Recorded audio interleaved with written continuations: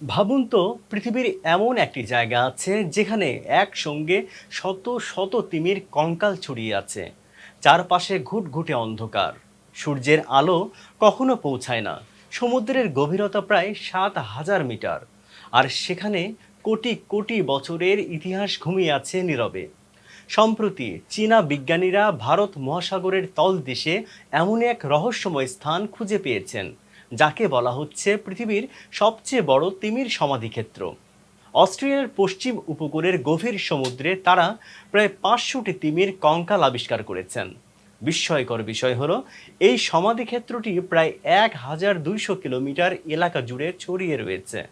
কিন্তু প্রশ্ন হলো, এত তিমি এক জায়গায় এলো কিভাবে? এটা কি কোনো প্রাকৃতিক দুর্যোগের ফল, নাকি কোটি কোটি বছর ধরে একের পর এক তিমি এখানে এসে মৃত্যুবরণ করেছে? গবেষকরা জানিয়েছেন এখানে পাওয়া কিছু জীবাশ্মের বয়স প্রায় ৫৩ লাখ বছর। অর্থাৎ যখন পৃথিবীতে মানুষের অস্তিত্বই ছিল না, তখনও এই সমুদ্রের তলদেশে তিমিরা মারা পড়ছিল।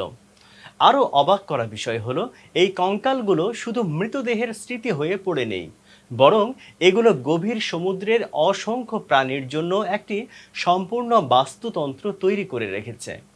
চীনা গবেষকদের পাঠানো ডুবোযান যখন কঙ্কালগুলোর কাছে পৌঁছায়, তখন দেখা যায় অদ্ভুত সব প্রাণী তিমির হাড়ের ওপর বসবাস করছে।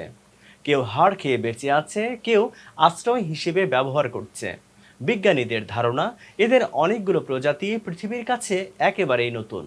ভাবুন, একটি তিমি মারা যাওয়ার পরও তার শরীর শত শত বছর ধরে অন্য প্রাণীর জীবন বাঁচিয়ে রাখতে পারে। সবচেয়ে চমকপ্রদ তথ্য হলো, গবেষকরা একটি অজানা তিমি প্রজাতির কঙ্কালও শনাক্ত করেছেন, যে প্রজাতির অস্তিত্ব এখন পৃথিবী থেকে সম্পূর্ণ বিলুপ্ত। প্রশ্ন হচ্ছে, সমুদ্রের তল দেশে এখনো কত রহস্য লুকিয়ে আছে। আমরা যেখানে পৃথিবীর মহাকাশ নিয়ে ব্যস্ত, সেখানে আমাদের নিজেদের গ্রহের গভীর সমুদ্রের বিশাল অংশ এখনো অজানা। হয়তো আগামী দিনগুলোতে এই অন্ধকার গভীরতা থেকে বেরিয়ে আসবে আরো ভয়ঙ্কর, আরো বিস্ময়কর অনেক সত্য। আপনার কি মনে হয়, এত বিশাল তিমির সমাধিক্ষেত্র কি শুধুই প্রাকৃতিক ঘটনা, নাকি এর পেছনে রয়েছে এমন কোনো রহস্য যা বিজ্ঞান এখনো পুরোপুরি বুঝতে পারেনি? কমেন্টে আপনার মতামত লিখুন।